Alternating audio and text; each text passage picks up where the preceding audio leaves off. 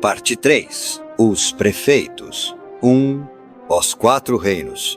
Nome dado às divisões da província de Anacreon que se separaram do Primeiro Império, nos primeiros anos da Era Fundacional, para formarem reinos independentes e de curta duração. O maior e mais poderoso deles era o próprio Anacreon, Quidiária. Sem dúvida, o mais interessante aspecto da história dos Quatro Reinos é o da estranha sociedade imposta sobre eles durante a administração de Salvor Hardin, Enciclopédia Galáctica. Uma deputação, embora tenha sido prevista por Salvor Hardin, não era essa previsão que a tornava mais agradável. Pelo contrário, a antecipação contrariava-o. Johan Lee era partidário de medidas extremas. Não entendo, Hardin, para que esta perda de tempo. Eles nada poderão fazer até a próxima eleição. Legalmente, isso nos dá quase um ano. Despache-os. Você nunca aprende, Lee. Em 40 anos que eu conheço, você ainda não conseguiu aprender a atacar pela retaguarda? Não. É essa a minha maneira de lutar. Já sei. Suponho que essa seja a única razão, porque confio em você. Interrompeu para ir buscar um charuto. Nossa jornada foi longa, desde o dia em que planejamos aquele golpe contra os enciclopédicos. Estou ficando velho, 62 anos. Alguma vez você pensou na rapidez com que se passaram estes 30 anos? Eu tenho 66 e não me sinto velho. Lembre-se que não tenho à sua disposição. Hardin aspirou lentamente a fumaça do charuto. Há muito deixara de desejar o suave tabaco de Vega, que tanto lhe agradara na sua juventude. Esses dias em que o planeta Terminus traficava com todas as partes do Império Galáctico pertencia já à Era, para onde vão aqueles belos dias que fazem parte do passado. Para os mesmos tempos caminhava já o Império Galáctico. Ficou imaginando quem seria o novo Imperador, se continuasse a existir Imperador ou Império. Espaço! Há 30 anos, desde a interrupção das comunicações aqui no extremo limite da galáxia, que todo o universo de Terminus consistir apenas no próprio Terminus e nos 4 reinos circunvizinhos. Como os poderosos caíram. Reinos. No passado haviam sido prefeituras, todas parte da mesma província que, por sua vez, havia sido parte de um estado, o qual, por seu turno, fora parte de um país, que por si fora parte do todo-poderoso Império Galáctico. E agora que o Império perdera o controle das partes mais afastadas da galáxia, esses pequenos grupos de planetas tornavam-se reinos, com falsos reis e nobres, e guerras a propósito de tudo e de nada, vivendo de maneira patética entre as ruínas do que fora parte de uma civilização. Uma civilização que, pouco a pouco, ia se desintegrando.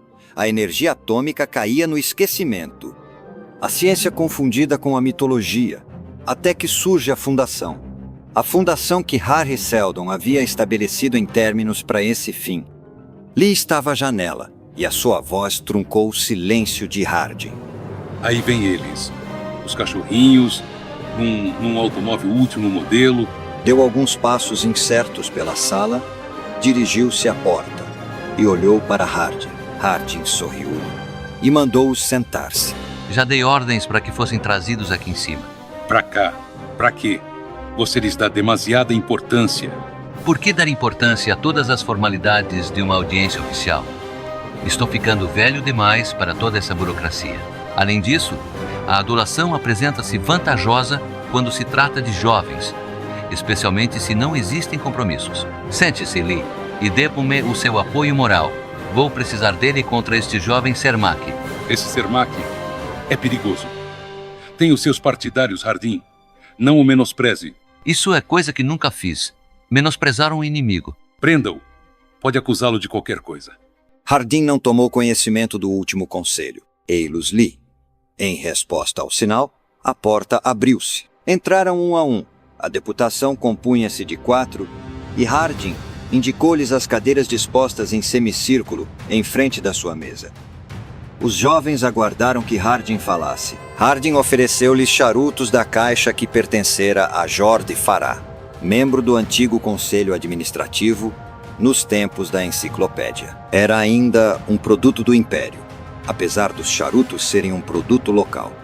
Um por um, com solenidade, os 4 deputados aceitaram charutos, que acenderam como num ritual. Seth Cermak era o segundo da direita, o mais novo do grupo e o mais atraente, com seu bigode louro bem aparado e os seus olhos profundos de corim. Certa. Os outros três, Hardin procurou desconhecê-los. Eram todos vulgares. Concentrou toda a sua atenção sobre Cermak, o mesmo Cermak que no seu primeiro mandato no conselho da cidade deixara todo o corpo representante em pânico. E assim, foi a Cermak que ele se dirigiu. Estive particularmente interessado em vê-lo no mês passado. O seu ataque à política externa deste governo foi maravilhoso.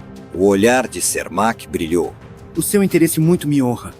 O ataque pode ter sido ou não eficiente, porém tinha suas razões. Talvez. As suas opiniões são pessoais, claro. Mesmo assim, o senhor é um tanto quanto jovem. É uma falha que todos nós apresentamos em dado período da vida. O senhor tornou-se prefeito da cidade, com menos 2 anos do que eu. O rapazinho raciocinava, pensou Hardin. Suponho que vem me consultar sobre o assunto da política externa, que tanto pareceu aborrecê-lo, na Câmara Municipal. O senhor fala pelos seus 3 colegas. Deverei ouvir cada um separadamente? Houve uma rápida troca de olhares entre os 4 deputados. Finalmente foi Cermak quem começou. Falo pelo povo de Terminus.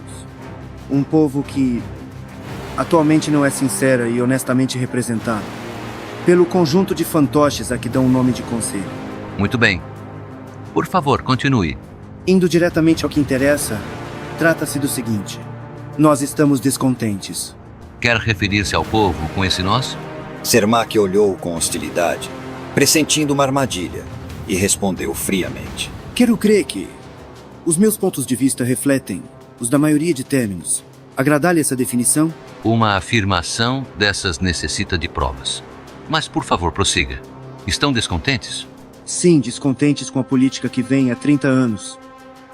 Usurpando a Terminus toda a possibilidade de defesa contra um ataque externo. Continue. É bom que seja avisado antecipadamente, pois que, em virtude dos fatos, decidimos formar um novo partido político, que defenda os interesses mais imediatos de Terminus, ao invés desse partido místico que apregoa um império futuro. Vamos batalhar contra o Senhor e contra todos os outros apaziguadores, e isso bem depressa. A não ser que... há sempre uma cláusula condicional. A cláusula, neste caso, nada significa, a não ser que se demitam imediatamente. Não peço uma mudança de política, não confio nos senhores, suas promessas de nada valem. A única coisa que aceitamos é a demissão.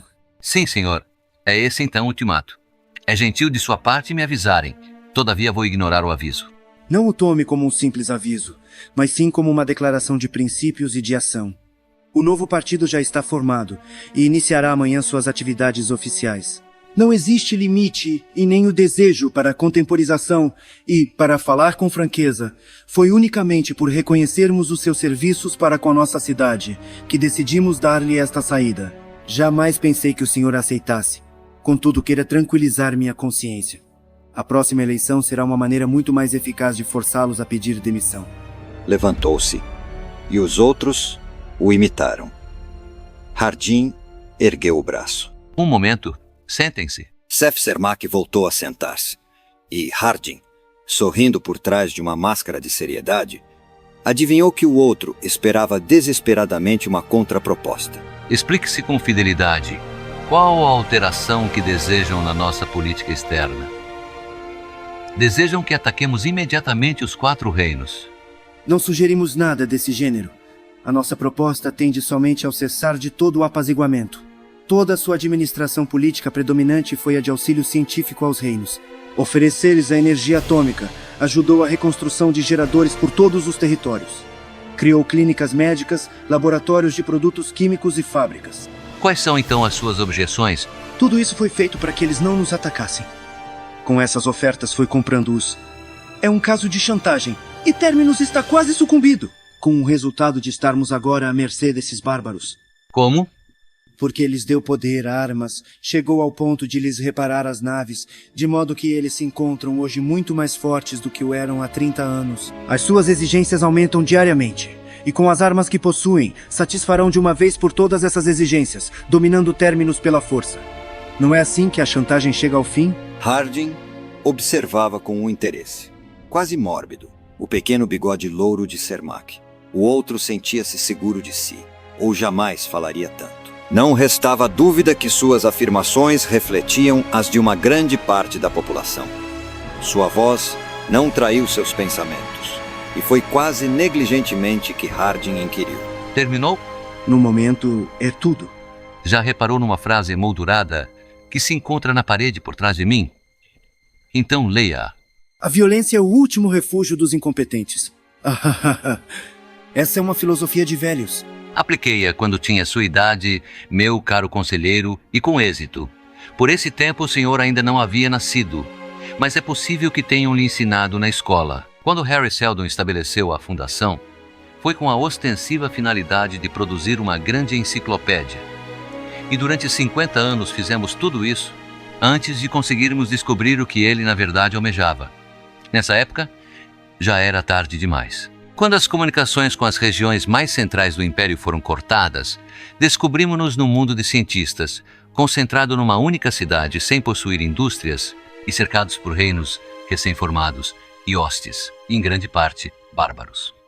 Nós éramos uma ilha de energia atômica, num vasto oceano de barbarismo, e portanto uma presa valiosa. Anacreon, atualmente o mais poderoso dos 4 reinos, exigiu e chegou a estabelecer uma base militar em Terminus, antes que os governadores da cidade, os enciclopedistas, compreendessem que essa ação antecedia a ocupação total de Terminus. Era assim que estavam as coisas antes de assumir o governo. Que fariam os senhores em meu lugar? Cermak encolheu os ombros. A pergunta é acadêmica. Claro que eu já sei como o senhor agiu. Mesmo assim, permita repeti-la. A tentação de reunir a pequena força de que dispunhamos e combater era grande. Era a solução mais simples e a mais digna, mas invariavelmente a mais estúpida. Era isso que vocês fariam com todo esse sermão de atacar primeiro. Ao invés, o que eu fiz foi visitar os outros 3 reinos, um por um. Apontei a cada um deles a desvantagem de deixar nas mãos de Anacreon o segredo da energia atômica, sugeri-lhes, então, que fizessem a única coisa que poderia ser feita em caso semelhante. Foi tudo. Um mês após as forças anacreonianas terem desembarcado, o rei recebeu um ultimato de seus 3 vizinhos, e 7 dias depois, Anacreon deixava Terminus. Digam-se agora, onde estava a necessidade de violência? O jovem conselheiro olhou para a ponta do seu charuto pensativamente, antes de depositá-lo no cinzeiro. Não consigo descobrir a analogia. A insulina consegue trazer de volta um diabético à normalidade. Porém, uma apendicite necessita de intervenção cirúrgica. Não há nada a fazer. Quando todas as outras coisas falham, o único recurso é esse último recurso a que o senhor se refere. Empurraram-nos para ele. Ah, sim. Novamente essa minha política de apaziguamento. Parece-me que ainda não conseguiu apreender as necessidades fundamentais de nossa posição. O nosso problema não se resolveu pura e simplesmente com a partida de Anacreon. Esse foi apenas o início. Os 4 reinos eram mais que nunca nossos inimigos, pois cada um deles desejava para si o uso exclusivo da energia atômica, e cada um deles se manteve afastado apenas por receio dos outros 3. Equilibramo-nos durante muito tempo na ponta de uma espada fia, e o menor desvio em qualquer das direções. Se, por exemplo, um dos reis nos se tornasse poderoso demais, ou se 2 deles formassem uma aliança, entende? Dê certo. Essa era a hora de começarmos a nos preparar para a guerra. Pelo contrário, essa era a hora de evitarmos a guerra a todo custo. Joguei os uns contra os outros e auxiliei cada um por seu turno. Ofereci-lhe ciência, comércio, educação e medicina científica. Tornei Terminus mais valioso como uma fonte de bem-estar do que como objetivo militar. Vem surtindo efeito há 30 anos. Sim, mas foi forçado a prestar essas ofertas científicas no meio do maior disfarce. Fez disso quase uma religião. Para não falar mesmo de uma verdadeira religião, surgiu uma hierarquia de sacerdotes e um complicado ritual sem qualquer significado. Hardin franziu a testa. E que tem isso? Não vejo o que isso apresenta de importante para nossa discussão. Comecei assim porque alguns dos bárbaros olhavam a nossa ciência como uma espécie de magia, e assim foi mais fácil que eles a aceitassem nessa base. O sacerdócio criou-se a si mesmo, e se o ajudarmos, conseguiremos o nosso objetivo com um mínimo de resistência. É de pouco interesse, portanto, esse assunto. Mas esses sacerdotes têm a seu cargo os geradores de energia. Acho que isso tem mesmo muito interesse. É verdade, mas também é verdade que fomos nós quem os treinamos. O conhecimento da matéria com que trabalham é empírico e acreditam piamente em toda a mentira que os cerca. E se um deles conseguir romper esta máscara, e se tiver capacidade suficiente para pôr de parte o empirismo, o que é que impedirá de aprender as verdadeiras técnicas e de se vender ao que melhor pague? A que alto preço pagaremos então esta nossa valorização? Há poucas possibilidades de que isso aconteça, Sermak. Não seja superficial. Os melhores homens nos planetas dos 4 reinos são para cá enviados, uma vez por ano, para serem educados no sacerdócio. E os melhores entre eles aqui ficam, como estudantes. Se acha que os demais, sem conhecimento prático das ciências mais elementares, ou pior ainda, com a aprendizagem deficiente que recebem todos os sacerdotes, podem penetrar de um salto nos segredos da energia atômica, da eletrônica, teorias de vibração e não sei o que mais. Então deixe-me dizer-lhe que tenho uma ideia muito romântica e idiota sobre a ciência. É necessário ter um treino que dure uma vida inteira e um cérebro excelente para chegar lá. Johann Lee levantara-se durante o discurso e deixara a sala. Voltara naquele instante, e quando Harding acabou de falar, Lee inclinou-se para ele e murmurou-lhe algo ao ouvido, depois entregou-lhe um rolo de chumbo. Então retomou o seu lugar, com um olhar hostil à deputação. Harding acariciou o rolo, enquanto observava a deputação através das pálpebras semicerradas. Repentinamente abriu-o com violência, e só Sermak teve o bom senso de não dar uma rápida olhadela ao papel que de lá caiu. Resumindo, cavalheiros, o governo é da opinião de que sabe muito bem o que está fazendo. Lia enquanto falava. Havia várias linhas de código sem sentido, cobrindo a página, e 3 palavras curtas rabiscadas a um canto, que compunham a mensagem. Absorveu o conteúdo de uma só vez, e atirou o papel no cinzeiro. E com isto, terminamos a nossa entrevista. Foi um prazer conhecê-los. Obrigado por terem vindo. Apertou a mão de cada um deles cerimoniosamente e deixou-os sair. Harding já havia muito tempo que não ria. Mas quando Sermak e os seus 3 silenciosos parceiros saíram do alcance da sua voz, ele riu e olhou divertido para Lee. O que achou desta falsa batalha? Não estou bem certo se aquele indivíduo estaria blefando. Trate-o com delicadeza e talvez perca as próximas eleições, tal como ele o diz. É muito provável se não acontecer nada antes. Certifique-se bem para que as coisas não aconteçam de maneira errada. Digo-lhe que este Sermak tem muitos partidários. Suponha que ele não se dispõe a esperar até as eleições. Houve um momento em que você e eu conseguimos os nossos objetivos pela maneira mais violenta, apesar de toda a sua publicidade contra a violência. Harding arqueou uma das sobrancelhas. Você está muito pessimista, Lee. É singularmente contrariador, ou não falaria de violência. A nossa pequena revolução foi bem sucedida, sem a perda de uma única vida humana, lembra-se? Foi uma medida necessária, posta em ação no momento oportuno, e passou suavemente, sem dor e quase sem esforço. Quanto a Sermak, o caso apresenta-se bem diferente. Você e eu, Lee, não somos os enciclopédicos. Nós estamos preparados. Deixe os seus homens seguirem esses jovens, Lee, mas de uma maneira simpática. Não os deixe compreender que estão sendo seguidos. Porém, mantenha os olhos bem abertos. Lee riu, porém com um riso amarelo. Julgava que eu iria esperar pelas suas ordens. Sermak e os seus partidários já estão sob vigilância há mais de um mês. Chegou primeiro, hein? Tá bem. A propósito, o embaixador Verisov regressa a Terminus. Espero que seja por pouco tempo. Houve alguns minutos de silêncio, até que Lee o rompeu. Era essa a mensagem? Os acontecimentos já estão se precipitando. Não sei. Não lhe posso dizer nada antes de ouvir o que Verisov tem para me contar. Pode ser que tenha razão.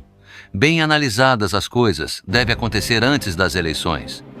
Parece que você ficou levemente mortificado. É por não saber como é que as coisas vão suceder. A posição está elevada, talvez alta demais mesmo para você. Você também, Brutus. Quer isso dizer que vai se juntar ao Sermak? Venceu mais uma vez. Vamos almoçar?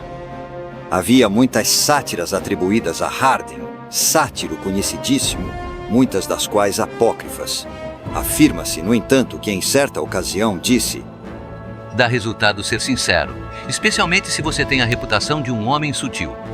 Paul Verisov servira-se daquele conselho mais de uma vez, pois estava já no 14º ano de suas duplas funções em Anacreon, funções que o faziam às vezes pular como se tivesse os pés nos sobre-brasas. Para o povo de Anacreon, ele representava o sumo sacerdote, representante direto da fundação, o que, para aqueles bárbaros, era o nó do mistério, e o centro físico da religião que criara com a ajuda de Harding nas 3 décadas anteriores. Como tal, dispensavam-lhe homenagens que se tornaram horrivelmente fatigantes, pois desprezava, em seu íntimo, o ritual do qual se tornara centro. Mas para o rei de Anacreon, o antigo, e o jovem que ocupava naquele momento o trono, ele era o embaixador de uma força que devia, ao mesmo tempo, ser temida e invejada. Ao todo, era um trabalho difícil, e a sua primeira viagem a Terminus, num período de 3 anos, apesar do incidente perturbador que a tornara necessária, revestia-se da natureza de um feriado. E desde que não era a primeira vez que deveria viajar em absoluto segredo, mais uma vez fez uso da sátira de Harding sobre o evidente. Pôs os trajes civis, em si um feriado, e embarcou numa nave de passageiros para a Fundação, em 2ª classe. Uma vez em Terminus, fez o seu trajeto através da multidão na estação de desembarque e ligou para o Palácio do Governo, de um visifone público. O meu nome é Jan Smythe. Tenho visita marcada com o prefeito esta tarde. A eficiente jovem de voz monótona, do outro lado da linha, fez nova ligação, trocou algumas palavras rapidamente e respondeu a Verisov, num tom de voz automático. O prefeito Harding o receberá dentro de meia hora. E desligou o aparelho. A partir daí, o embaixador em Anacreon comprou a última edição do Jornal da Cidade de Terminus. Casualmente dirigiu-se ao Parque do Palácio e leu calmamente página por página todo o jornal, enquanto esperava. Ao fim de meia hora, meteu o jornal debaixo do braço, entrou no palácio e apresentou-se na antecâmara. Através de todo este processo não foi reconhecido. Contudo, sua presença era tão imperiosa que ninguém lhe deu a mínima atenção. Harding olhou-o e sorriu. Aceita um charuto? Que tal a viagem? Verisov aceitou o charuto. Interessante. Havia um sacerdote na cabina, ao lado da minha, que se dirigia para cá, a fim de fazer um curso especial de preparação de sintéticos radioativos para o tratamento de câncer. Mas, com certeza, não lhes chamou sintéticos radioativos. Acho que não. Para ele era alimento sagrado. Travou uma discussão teológica comigo e fez todo o possível por me arrancar ao meu sórdido materialismo. E não chegou a reconhecer o sumo sacerdote? Sem a minha túnica escarlate. Além disso, era esmirniano. Apesar de tudo, foi uma experiência interessante. É extraordinário, Harding, como a religião da ciência criou raízes. Escrevi um ensaio sobre o assunto. Para meu prazer, não serviria para ser publicado. Tratando do problema sociologicamente, parece que quando o velho império começou a desfazer-se, poderia considerar-se que a ciência como ciência falhara nesses mundos exteriores. Para ser novamente aceita, teria de se apresentar sob um disfarce. E foi precisamente o que sucedeu. É uma beleza de inferir, especialmente com a ajuda da lógica simbólica. Interessante. O prefeito pôs os braços por trás da nuca e disse repentinamente: Começa a me falar da situação em Anacreon. O embaixador tirou o charuto da boca. As coisas parecem caminhar mal. De outro modo, não se encontraria aqui. Com certeza que não. Eis a posição. O homem-chave em Anacreon é o príncipe regente Vienes. É o tio do rei Leopoldo.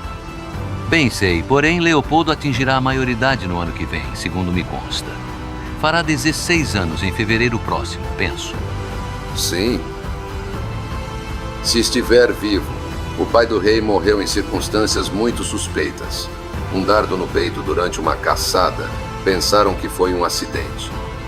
Parece lembrar-me de Vienes quando estive em Anacreon, na hora em que os expulsamos de Terminus. Foi antes do seu tempo, deixe-me ver. Se me lembro bem, era um jovem extremamente moreno, cabelo preto e com um defeito na vista direita. Tinha um nariz adunco de uma maneira engraçada. É o mesmo. O defeito e o nariz adunco ainda lá estão, porém o cabelo agora está branco. É um indivíduo que joga sujo. Felizmente para nós, é o idiota mais egocêntrico de todo o planeta. Julga-se diabolicamente esperto, o que torna a sua loucura ainda mais visível. Geralmente, assim é. A sua ideia de partir um ovo anda na escala da explosão atômica. Testemunha o imposto sobre a propriedade do templo que ele tentou impor sobre nós, quando o velho rei morreu há 2 anos. Lembra-se? Harding acenou pensativamente e depois sorriu. Os sacerdotes causaram um enorme burburinho. Conseguíamos ouvi-los em Nucresa. Desde então tem sido mais cuidadoso, mas mesmo assim gosta de fazer as coisas pelo lado mais difícil. De algum modo, é pena. Sua autoconfiança é ilimitada. Provavelmente, uma supercompensação para um complexo de inferioridade. Geralmente, os filhos mais novos dos reis sofrem esse mal. É o mesmo. Tenho a impressão que ele até espuma pela boca quando pensa em atacar a fundação. Nem se dá o trabalho de ocultá-lo. A verdade é que, sob o ponto de vista militar, ele está apto a fazê-lo e sair-se bem da empresa.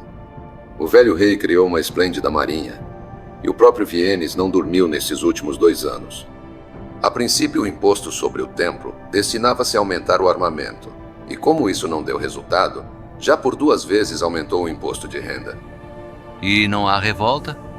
Nada de importância. Obediência à autoridade foi o texto de todos os discursos no reino durante anos. Não que Viennes se mostrasse grato pelo favor. Pano de fundo eu tenho. Agora conte-me o que aconteceu. Há 2 semanas, uma nave mercante de Anacreon descobriu a carcaça de um cruzador de batalha da antiga frota imperial. Deve ter andado vagando pelo espaço há pelo menos 3 séculos. Os olhos de Harding brilharam de interesse. Já haviam me falado nisso. O Conselho de Navegação enviou-me uma petição pedindo que lhes fornecesse a nave para fins de estudo. Segundo me disseram, está em boas condições. Em condições demasiado boas. Quando Viennes recebeu, na semana passada, a sua sugestão de que a nave deveria ser entregue à fundação, quase teve ataques. Ainda não obtive uma resposta dele. Nem obterá, a não ser com canhões. Segundo ele pensa. Veio ver-me no dia em que deixei Anacreon e pediu-me para que a fundação deixasse o cruzador em condições de combate, antes de o entregarem definitivamente à frota de Anacreon. Teve a audácia de me dizer que a sua nota da semana passada indicava um plano da fundação para atacar Anacreon. Disse-me que uma recusa de reparar o cruzador seria uma confirmação de suas suspeitas. Disse-me que medidas para as defesas de Anacreon iriam ser imediatamente tomadas. As suas palavras exatas são forçarem-no a tomar medidas. É por isso que estou aqui. Claro que ele espera uma recusa, e seria uma perfeita desculpa, a seu ver, para um ataque imediato. Estou vendo, Verisov. Bem, temos pelo menos 6 meses, de modo que mande reparar a nave e ofereça com os meus cumprimentos. Ponha-lhe o nome de Viennes como sinal de nossa estima e afeto. Suponho que essa seja a única saída lógica, Harding, todavia. Estou preocupado. Com o quê? Afinal, trata-se de um cruzador. Naquele tempo sabia-se construir. A capacidade cúbica é de meia vez a de toda a frota de Anacreon. Possui detonadores atômicos capazes de destruir um planeta em uma couraça que podia suportar um raio Q, sem perigo de permitir radiação. E demasiado bom, Harding. Superficial, Verisov, superficial. Nós sabemos muito bem que o armamento que ele atualmente possui chegava para derrotar Terminus, muito antes de podermos reparar o cruzador para nosso uso. Que importa, se lhe dermos também o cruzador?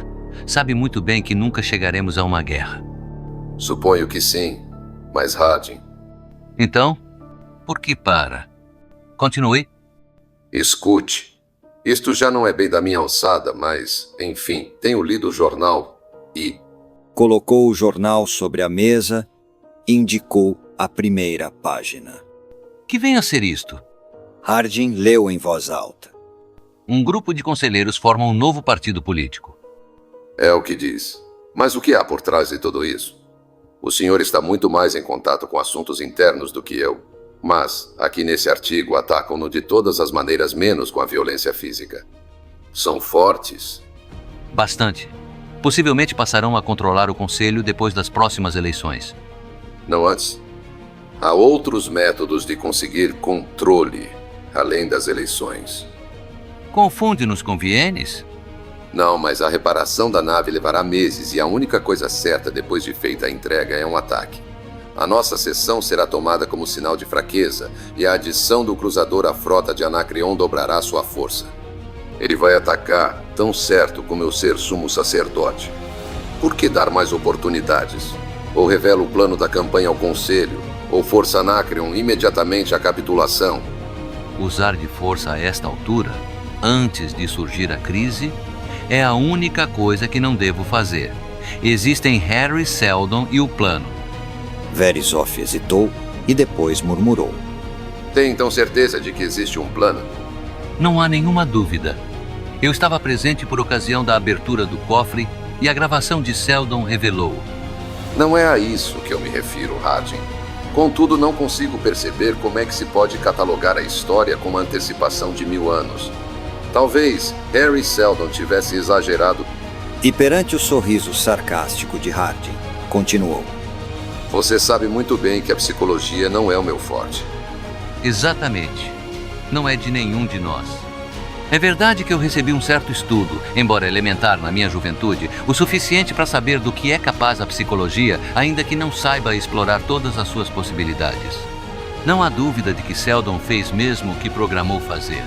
A fundação, como ele diz, foi estabelecida como uma espécie de refúgio científico, um meio pelo qual deveria se conservar a ciência e a cultura do Império Moribundo através de séculos de barbarismo que já começaram para que seja reafirmada num segundo Império. Verisov concordou, embora com alguma dúvida. Todos sabem que é assim que tudo se deveria passar. Mas será justo arriscarmos-nos tanto? Deveremos arriscar o presente por um futuro incerto? Somos obrigados, porque o futuro não é incerto. Foi calculado por Seldon. Cada crise na nossa história foi calculada e assinalada no mapa, dependendo em certa medida do êxito na resolução da crise anterior. Esta é apenas a segunda crise, e só o espaço sabe que terrível efeito poderia ter o menor desvio. É uma especulação um tanto ou quanto vaga. Não. Harry Seldon disse, quando da abertura do cofre, que com cada crise a nossa liberdade de ação se mostraria tão reduzida que só restaria um caminho. De modo a manter-nos num corredor? Para evitar desvios, sim. Porém, enquanto houver mais de um caminho a seguir, a crise não chegou. Devemos deixar que os acontecimentos se sucedam por si, e é isso que eu vou fazer. Verisov não respondeu. Mordiscou o lábio inferior num silêncio embaraçado. Já no ano anterior, Hardin discutira com ele o problema, o verdadeiro problema, a maneira de resolver as preparações hostis de Anacreon. E só porque ele, Verisov, falara contra o apaziguamento. Hardin parecia seguir os pensamentos do seu embaixador. Seria preferível que eu nunca lhe tivesse falado nisto. O que o leva a dizer isso? Perguntou Verisov surpreso. Porque agora há 6 pessoas que o conheceram. Você e eu, os outros 4 embaixadores, Johan Lee, que têm uma vaga noção do que está por acontecer, e temo que a ideia de Seldon fosse o segredo absoluto. Por quê? Porque mesmo a avançada psicologia de Seldon deve ter os seus limites. Não poderia jamais cobrir muitas variáveis independentes. Com características individuais, jamais ele poderia trabalhar. Do mesmo modo que você nunca poderia aplicar a teoria cinética dos gases a moléculas individuais. Ele trabalhava com multidões, populações de planetas que não possuem um conhecimento antecipado dos resultados de suas ações. Receio não compreender. O que posso fazer? Não tenho conhecimentos psicológicos suficientes para explicar cientificamente o que acabo de dizer. Mas pelo menos uma coisa você sabe. Não há psicólogos experientes em términos, nem textos matemáticos nos livros de ciências. É evidente que Seldon não desejava que alguém conhecesse antecipadamente os acontecimentos, queria-nos cegos e tinha razão de acordo com as leis da psicologia das multidões. Como já lhe disse uma vez, nunca soube para onde nos encaminhávamos quando expulsei os anacreonianos. A minha ideia era manter um equilíbrio de poderes e nada mais. Foi só mais tarde que me pareceu ver um esquema dos acontecimentos. Fiz todo o possível para não atuar de acordo com esse conhecimento. Interferência alteraria completamente o plano. Verisov concordou pensativo. Já ouvi argumentos quase tão complicados como esses nos templos em Anacreon. Como espera descobrir o momento adequado para atuar? Já o descobri. Você próprio já admitiu que, uma vez reparado o cruzador, nada há que faça com que Vienes deixe de nos atacar. Não haverá então opção. Muito bem. Isso é tudo quanto ao aspecto externo. Deve admitir agora que as próximas eleições verão um novo e hostil conselho que forçará a ação contra Anacreon. Aí também há opção. Sim. Assim que desaparecerem todas as opções é porque a crise chegou. Mesmo assim, preocupa-me. Fez uma pausa e Verisov esperou. Vagarosamente, quase com relutância, Hardin continuou. Tenho a ideia, só uma noção, de que as pressões interna e externa foram planejadas para chegarem simultaneamente. Atualmente, poucos meses há de diferença. Vienes provavelmente atacará antes da primavera e as eleições serão realizadas daqui a um ano. Parece então não ter importância. Não sei. Pode ser devido a qualquer erro de cálculo ou talvez pelo fato de eu saber demais. Eu tentei jamais deixar que o meu conhecimento influenciasse minhas ações, mas sei lá o que se teria passado. E qual o efeito desta discrepância? Contudo, uma coisa que já decidi. O que é? Quando a crise se apresentar, irei a Anacreon. Quero estar lá. Agora chega, Verisov. Está ficando tarde. Vamos sair e gastar a noite. Quero me divertir. Divirta-se aqui. Não quero que me reconheçam, ou já sabe o que este novo partido, desses seus preciosos conselheiros, diria. Peça um conhaque. Hardin pediu, mas não muito. 3. Nos tempos idos, quando o Império Galáctico abraçava toda a galáxia e Anacreon fora a mais rica de todas as prefeituras da periferia, mais do que um imperador visitar o palácio do vice-rei em grande gala. E nenhum deles partira sem deixar de experimentar sua habilidade na caça ao Nyak, um pássaro que bem poderia ser considerado uma fortaleza emplumada. A fama de Anacreon decaíra com o decorrer dos tempos. O palácio do vice-rei era uma massa em ruínas, à exceção da parte restaurada pela fundação. Além disso, nenhum imperador visitava Anacreon havia pelo menos 200 anos. Porém, a caça ao Nyak continuava a ser desporto real, e boa pontaria com arma de dardos continuava a ser a grande qualificação dos reis de Anacreon.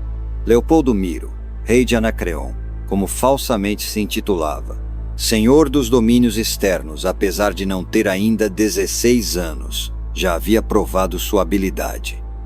Abatera o seu primeiro Nyak com menos de 13 anos, o seu 16º caíra na primeira semana após a subida ao trono. Voltava agora do seu 46º. 3.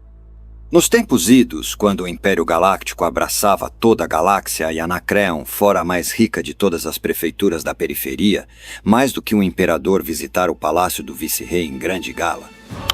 E nenhum deles partira sem deixar de experimentar sua habilidade na caça ao Nyak, um pássaro que bem poderia ser considerado uma fortaleza emplumada. A fama de Anacreon decaíra com o decorrer dos tempos. O palácio do vice-rei era uma massa em ruínas, à exceção da parte restaurada pela fundação. Além disso, nenhum imperador visitava Anacreon havia pelo menos 200 anos. Porém, a caça ao Nyak continuava a ser desporto real, e boa pontaria com arma de dardos continuava a ser a grande qualificação dos reis de Anacreon. Leopoldo Miro, rei de Anacreon, como falsamente se intitulava, senhor dos domínios externos, apesar de não ter ainda 16 anos, já havia provado sua habilidade. Abatera o seu primeiro Nyak com menos de 13 anos, o seu 16º caíra na primeira semana após a subida ao trono.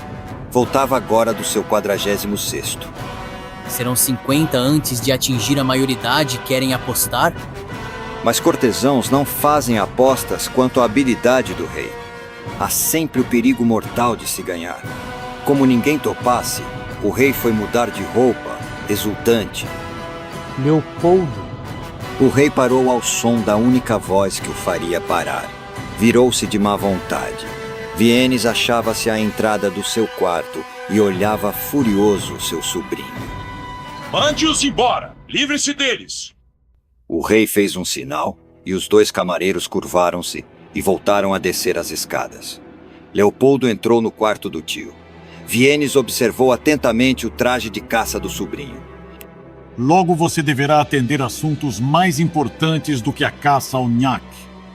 Leopoldo compreendia muito bem a atitude antipática de seu tio e não foi, por isso, sem malícia que começou entusiasticamente.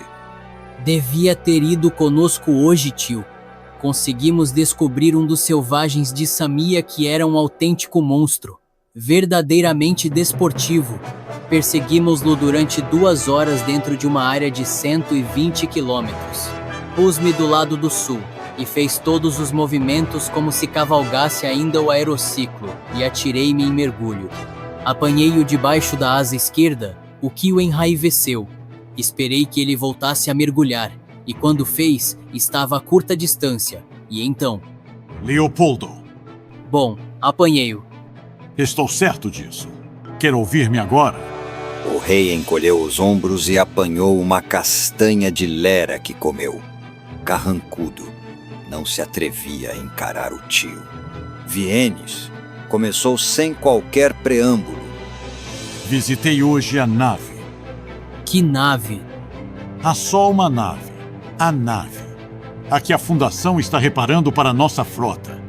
O antigo cruzador imperial. Fui suficientemente claro? Ah, esse. Como vê, tinha razão ao dizer-lhe que a Fundação o repararia se o pedíssemos.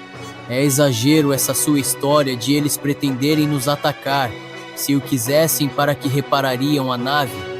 Não faz sentido. Leopoldo, você é um idiota. O rei, que acabara de comer a castanha, corou. Vamos ver. Acho que não me deve tratar dessa maneira. Esquece-se que dentro de 2 meses atingirei a maioridade. Sim, e está em boas condições para assumir as funções reais. Se gastasse metade do tempo em que caça com problemas de administração, eu deixaria a regência imediatamente e com a consciência tranquila. Não me interessa. Nada tem a ver com o caso. O fato é que, apesar de ser regente, meu tio, sou eu o rei e você o meu súdito. Não me deveria chamar de idiota e não devia sentar-se na minha presença. Não me pediu autorização. Acho que é melhor tomar cuidado ou tomarei providências imediatas. O olhar de Vienes estava frio. Posso dirigir-me a você como Vossa Majestade? Pode. Muito bem. Vossa Majestade é um idiota. Os olhos escuros do regente lançavam chispas, e o jovem rei sentou-se devagar, como que lentamente empurrado. Durante um instante, o rosto do regente assumiu um ar de sardônica satisfação, mas logo desapareceu. Os seus lábios grossos abriram-se num sorriso, e a sua mão caiu sobre o ombro do rei. Não se importe, Leopoldo. Jamais deveria falar-lhe daquela maneira. Por vezes, no entanto, torna-se difícil um comportamento com propriedade, quando a pressão dos acontecimentos é tal que... Compreende? Se as palavras eram de conciliação, o olhar não se amenizara. Leopoldo respondeu incerto. Os assuntos de Estado são tremendamente difíceis.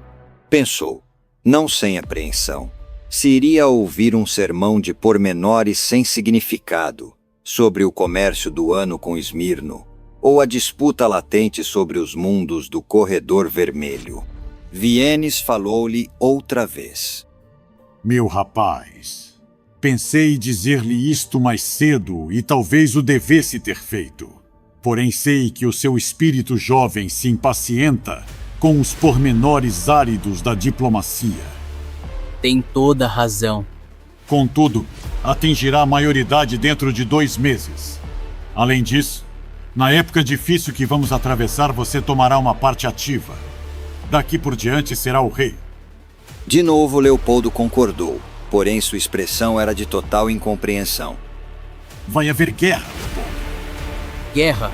Mas não foi assinada a paz com Esmirno? Não é nada com Esmirno. É com a própria Fundação. Mas eles concordaram em reparar a nave, o tio disse. As cordas vocais paralisaram-se-lhe ao ver a expressão de seu tio. Leopoldo, devemos falar de homem para homem. Vai haver guerra com a Fundação. quer a nave seja reparada ou não. Muito mais depressa, na verdade, em virtude de a nave ser reparada. A Fundação é a fonte do poder. Toda a grandeza de Anacreon, todas as suas naves e cidades, o seu povo e comércio, dependem das migalhas que lhes deixa a Fundação. Recordo ainda o tempo em que as cidades de Anacreon eram aquecidas a carvão e combustíveis líquidos. Passemos adiante. Nunca poderá imaginar o que isso representava. Parece-nos que deveríamos estar gratos. Gratos. Gratos pela miséria que nos resta enquanto que para eles guardam sabe o espaço o quê? E com que finalidade em mente? Para que um dia possam governar toda a galáxia. Sua mão pousou sobre o joelho do jovem e os olhos semicerram-se. Leopoldo, você é o rei de Anacreon. Os seus descendentes e os descendentes, por seu turno, podem vir a ser senhores do universo, se você tiver o poder que a Fundação guarda só para si. Há razão no que me diz. Que direito tem de guardar as coisas só para eles? Não é justo. Anacreon também significa algo. Enfim, você começa a compreender. E agora, meu rapaz? Que fazer se Esmirno decide atacar a Fundação antes de nós e auferir assim todas as vantagens? Quanto tempo pensa que passaria antes de nos tomarmos seus vassalos? Quanto tempo manteria você o trono? Leopoldo começou a excitar-se. Pelo espaço. Tem razão. Devemos ser os primeiros a atacar. É preciso defendermos-nos. O sorriso de Vienes aumentou ligeiramente. Além disso, uma vez no princípio do reinado de seu avô, Anacreon chegou a estabelecer uma base militar no planeta da Fundação Terminus. Uma base de importância vital para nossa defesa. Fomos obrigados a abandonar essa base como resultado das maquinações do cabeça da Fundação, um sujeito esperto, um estudioso, sem um pingo de sangue nobre nas veias. Compreende, Leopoldo? O seu avô foi humilhado por esse plebeu. Lembro-me bem dele. Pouco mais velho era do que eu quando veio a Anacreon, como o seu sorriso diabólico e cérebro igual ao do próprio demônio, e com o poder dos outros 3 reinos a apoiarem-me, unidos e em covarde aliança, contra a grandeza de Anacreon. Por Seldon? A sua face congestionou-se e os olhos adquiriram o brilho da embriaguez. Se eu fosse o meu avô, mesmo assim teria lutado. Não, Leopoldo. Nós decidimos esperar, lavar a honra em melhor oportunidade. Era a esperança de seu pai antes de sua morte prematura. Que ele há, bem. Vienes virou-se por um momento como que para controlar sua emoção. Era o meu irmão, mesmo assim, se o seu filho fosse. Não deixarei de apoiá-lo. Já decidi. É natural que seja Anacreon que destrua esse ninho de víboras e imediatamente. Imediatamente não. Primeiro devemos esperar que acabem os reparos do cruzador. O fato de aceitarem reparar a nave prova que nos teme. Os idiotas tentam nos aplacar, mas não vamos nos desviar do nosso caminho, não é verdade? O punho de Leopoldo abateu-se sobre a mesa. Enquanto eu for rei de Anacreon, isso não acontecerá. Além disso, devemos esperar a chegada de Salvor Hardin. Salvor Hardin? O rei espantou-se tanto que o seu rosto tomou o ar habitual, que fora substituído por linhas duras durante alguns minutos. Sim, Leopoldo. O chefe da Fundação em pessoa virá a Anacreon por ocasião de seu aniversário. Provavelmente para nos acalmar com palavras doces. Mas nada o salvará. Salvor Hardin. O nome fora quase murmurado. Tem medo do nome? E esse mesmo, Salvor Hardin, que por ocasião de sua última visita nos obrigou a arrastar-nos no pó. Não se esqueça desse insulto à Casa Real. Ainda por cima partindo de um plebeu, um rato de esgoto. Não tenho medo. Não devo ter, não terei. Nós lhe pagaremos com juros, porém, temo um pouco. Medo? De quê? De que, meu jovem? As palavras morreram-lhe nos lábios. Seria uma blasfêmia atacar a Fundação? Quero dizer... Fez uma pausa. Leopoldo sentia-se confuso. Quero dizer, se existisse na verdade um espírito galáctico, talvez ele, An, não gostasse. Não acha? Não acho nada. Foi a resposta. Vienes sentou-se e a boca torceu-se num sorriso esquisito. É com essa história do espírito galáctico que enche a cabeça.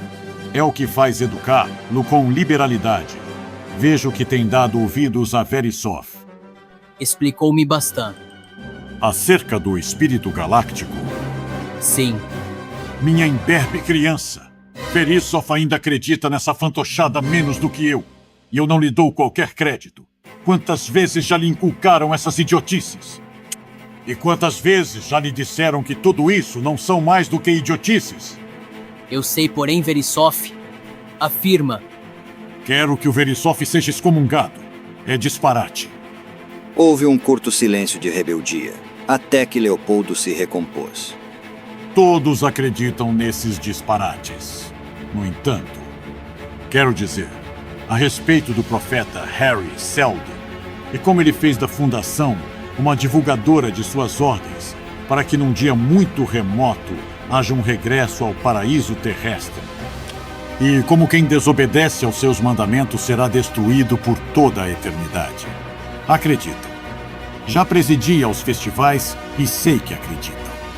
Sim, eles acreditam, mas nós não. E pode agradecer que assim seja, pois, de acordo com toda essa palhaçada, você é o rei por direito divino. Portanto, você mesmo é semi-divino.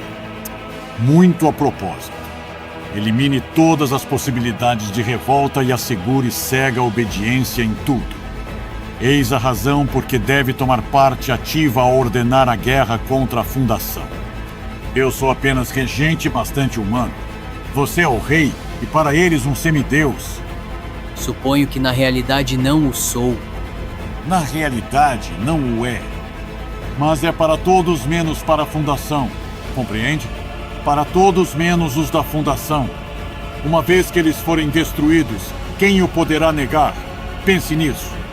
E depois disso, seremos nós que operaremos as geradoras dos templos e as naves que voam sem tripulantes.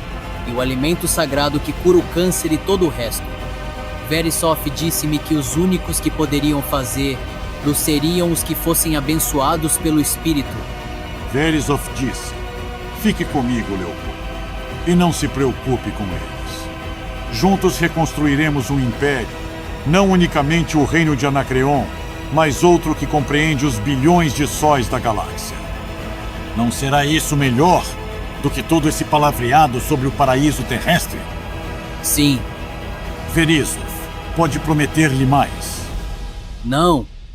Muito bem. Posso, nesse caso, considerar este assunto como encerrado? Vá embora. Descerei mais tarde. Só uma coisa, Leopoldo. O jovem voltou-se à entrada da porta. Vienes estava sorridente, porém o olhar mantinha-se firme. Tenha você cuidado com essas caçadas ao nhaque. Desde o infeliz acidente que vitimou seu pai, tenho sempre estranhos pressentimentos quanto a você. No meio da confusão com dardos, cruzando-se no ar, nunca se está seguro. Fará tudo o que eu disser no que respeita à Fundação, não é verdade? Os olhos de Leopoldo abriram-se de espanto, porém deixaram de fitar o tio. Sim, de certo. Bem. Observou a figura do sobrinho que se distanciava e voltou para a mesa. Os pensamentos de Leopoldo ao abandonar a câmara estavam sombrios e cheios de temores. Talvez o melhor fosse derrotar a Fundação e ganhar o poder de que Vienes falava. Contudo, depois, quando a guerra terminasse e ele estivesse seguro no trono, tornou-se consciente do fato de que Vienes e os seus 2 arrogantes filhos eram, em linha direta, pretendentes ao trono. Mas ele era rei, e os reis podiam condenar à morte, mesmo tios e primos.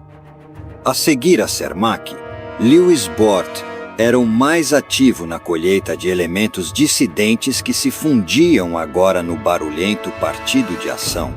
Não fizera, no entanto, parte da deputação que visitara Hardin no ano anterior. Não era por falta de merecimento, pelo contrário. Estivera presente na capital de Anacreon nessa data. Tinha-a visitado como simples cidadão. Não viu qualquer oficial e não fez nada de importância. Entreteve-se a bisbilhotar nos cantos mais obscuros do planeta. Voltou a Terminus numa tarde de inverno e 1 hora depois sentava-se à mesa de Cermak.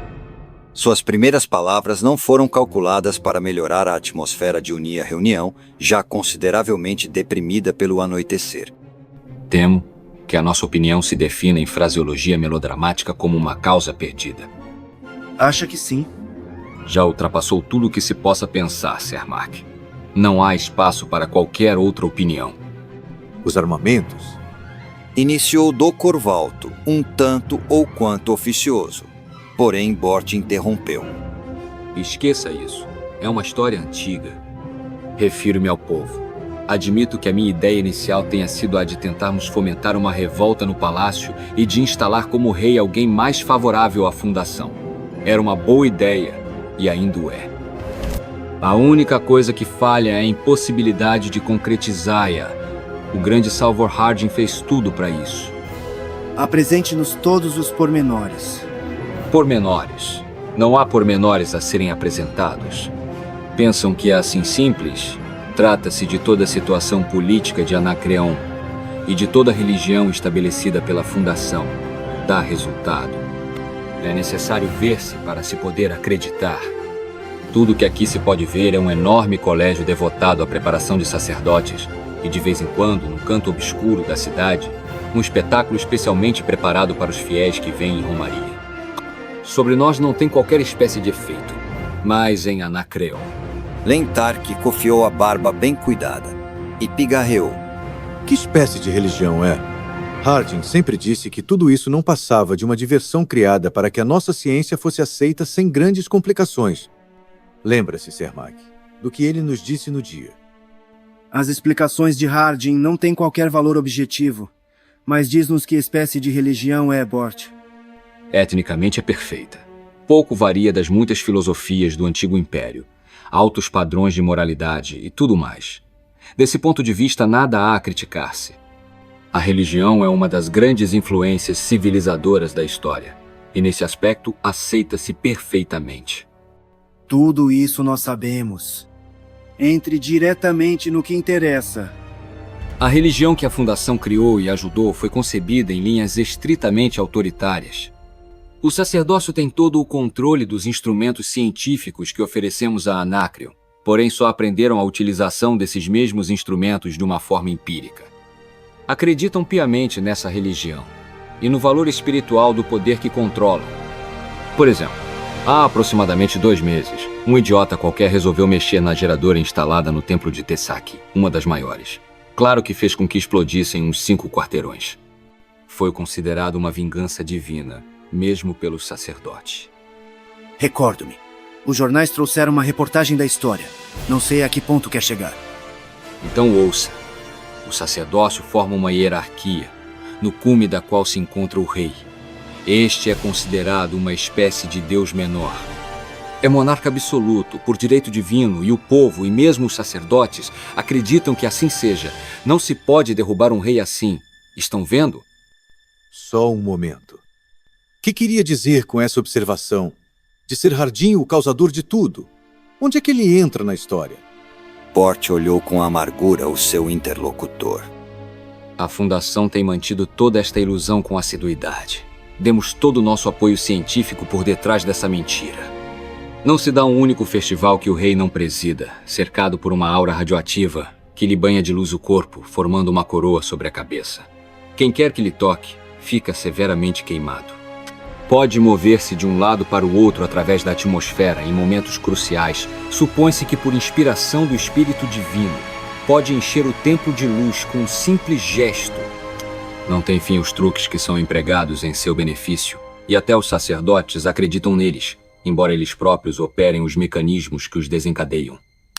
Mal. Sinto-me capaz de chorar como a fonte do Parque do Palácio, ao pensar na oportunidade que perdemos. Considerem a situação há 30 anos, quando Hardin salvou a fundação do domínio de Anacreon. Na ocasião, o povo não fazia a mínima ideia de que o Império se encontrava em decadência. Cuidaram de quase todos os seus assuntos desde a revolta de Zeônia, mas mesmo depois de rompidas as comunicações e o velho pirata, avô de Leopoldo, ter se proclamado rei, nunca chegaram a compreender que o velho Império se desfizera. Se o imperador quisesse, poderia ter retomado o controle apenas com 2 cruzadores e com a ajuda da revolução que teria estourado. E nós poderíamos ter feito o mesmo, mas não.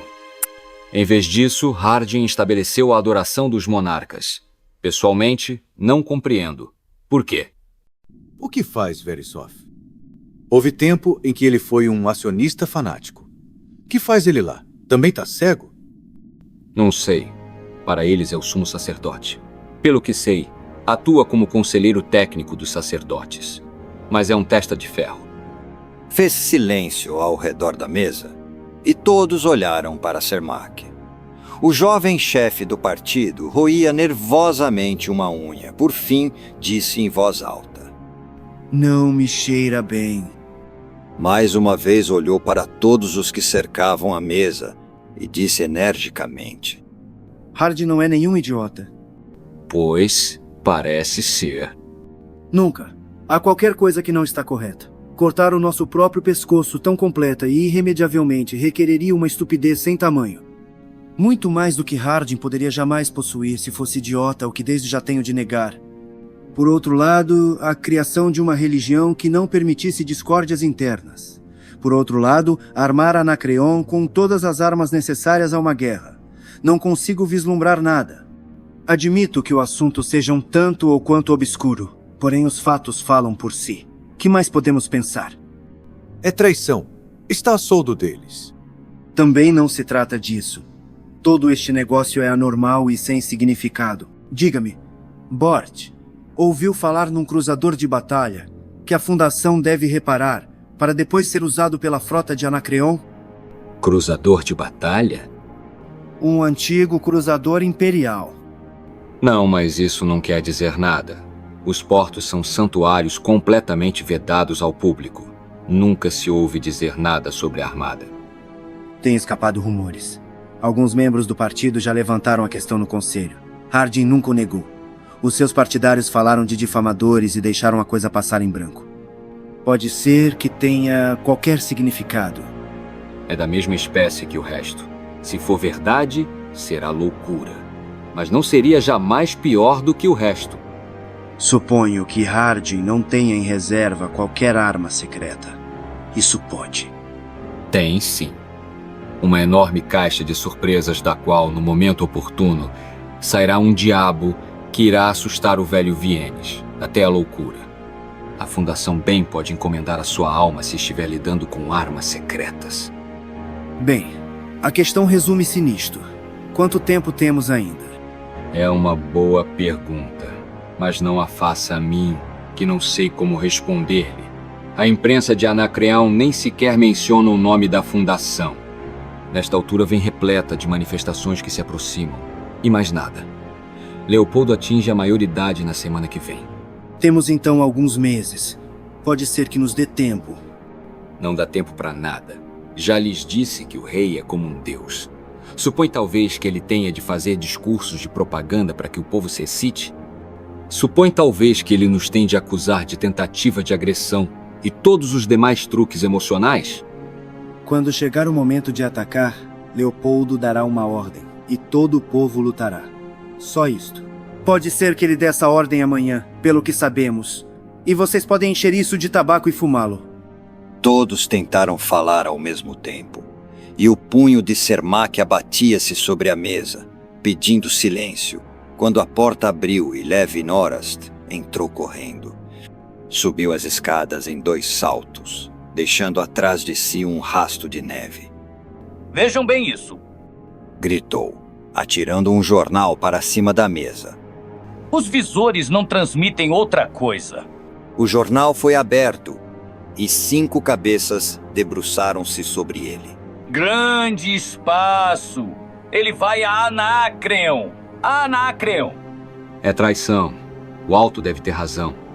Hardin vendeu-nos e vai agora receber o preço que estipulou. Não temos tempo a perder. Vou pedir ao conselho, amanhã, que Hardin seja julgado. E se isso falhar? A neve parara de cair. Porém, o solo gelado dificultava a marcha do carro através das ruas desertas. A madrugada estava fria, não só no sentido poético, como no sentido bastante literal, E mesmo no estado turbulento da política da fundação, ninguém, quer acionista ou pró-Hardin, se atrevia a sair à rua e iniciar suas atividades naquela hora da manhã. Johan Lee não gostava disso e os seus resmungos tornavam-se cada vez mais audíveis. Vai parecer muito mal, Hardin. Irão dizer que você fugiu. Deixe-os dizer o que quiserem. Quero ir a Anacreon e quero fazê-lo sem qualquer alarde. Por agora basta, Lee. Hardin encostou-se no assento estofado do carro bem aquecido. Contudo, havia qualquer coisa de frígido naquele manto branco que se estendia pelas ruas, mesmo visto através do vidro que o aborrecia. Um dia, quando pudermos, criaremos nós as condições atmosféricas de Terminus. Pode muito bem ser feito. Por mim, gostaria de ver outras coisas feitas antes disso. Por exemplo, o condicionamento de Cermak, uma bela cela seca a 20 graus centígrados durante o ano inteiro.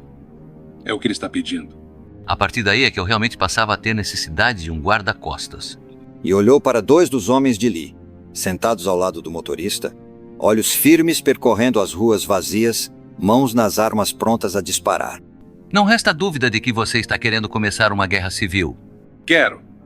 Há muita lenha na fogueira. Não havendo necessidade de mais um pouco, essa lhe digo eu. Primeiro, Cermak levantou voo ontem na reunião do Conselho e pediu sua exoneração e consequente julgamento. Tinha todo o direito de fazê-lo. Além disso, sua moção foi derrotada por 206 votos contra 184. Uma maioria de 22, quando tínhamos contado com um mínimo de 60. Não negue que não vale a pena. Foi um erro. Está bem. Segundo, depois da votação, os 59 membros do Partido Acionista abandonaram a reunião. E em terceiro lugar, antes de sair, Cermak gritou que você era um traidor e que ia a Anacreon para receber as 30 peças de prata, que a maioria da Câmara, ao recusar o voto para sua exoneração, participara da traição e que o nome do seu partido não era em vão acionista. Que tal lhe parece? Alarde, suponho eu. E agora foge ao nascer do dia como um criminoso. Deve encará-los, Hardin. E se for obrigado, declare a lei marcial. A violência é o último refúgio. Dos incompetentes. Bolas. Está bem, veremos. Agora, ouça-me com atenção, Lee. Há 30 anos o cofre se abriu e no 50º aniversário do início da fundação, apareceu uma gravação de Harry Seldon para nos dar uma primeira ideia do que realmente se passava. Bem me recordo, foi no dia em que tomamos conta do governo. É verdade. Foi na época de nossa primeira crise. Esta é a nossa segunda, e daqui a 3 semanas será o 80º aniversário da fundação. Não lhe parece significativo? Acha que ele vai voltar? Ainda não terminei. Seldon nunca falou em voltar, compreende, mas parece-me coerente com todo o seu plano. Fez sempre o possível para nos manter na ignorância. Nem há qualquer maneira de se poder afirmar que o fecho do cofre esteja preparando para tornar a se abrir, a não ser que o desmanchássemos, e provavelmente estará preparado para se destruir se o tentássemos. Tenho lá estado em todos os aniversários, desde a primeira aparição para o que desse viesse. Ele nunca apareceu, mas esta é a primeira vez, desde então, em que há uma verdadeira crise. Então ele virá? Talvez. Não sei. Contudo, a questão é esta. Na sessão do Conselho de hoje, depois de anunciar que eu parti para Anacreon, anunciará também que no próximo dia 14 de março haverá mais uma gravação de Harry Seldon, que contém uma mensagem de maior importância, com respeito à crise recente e concluída com êxito. É muito importante, Lee. Não diga mais nada, não obstante as perguntas que fizerem. Lee olhou. Eles acreditarão em mim? Não importa. Criará confusão e é isso que eu quero. Entre o pensarem se é verdade ou não e o que eu quero dizer se não for, decidirão adiar toda e qualquer ação, até depois de 14 de março. Estarei de volta muito antes disso. Lee parecia cheio de dúvidas. Mas esse concluído com êxito é mentira. É mentira, mas serve. Eis-nos no porto. A nave que os esperava aparecia como uma sombra de névoa. Hardin marchou pela neve e, à entrada, voltou-se com a mão estendida. Adeus, Lee. Detesto deixar-lo nesta caldeira, mas não confio em mais ninguém. Cuidado, não salte para dentro do fogo. Não se preocupe. Basta o calor da caldeira. Obedeço às suas ordens. Deu um passo atrás e a porta fechou-se. Salvor Harding não se dirigiu imediatamente ao planeta Anacreon.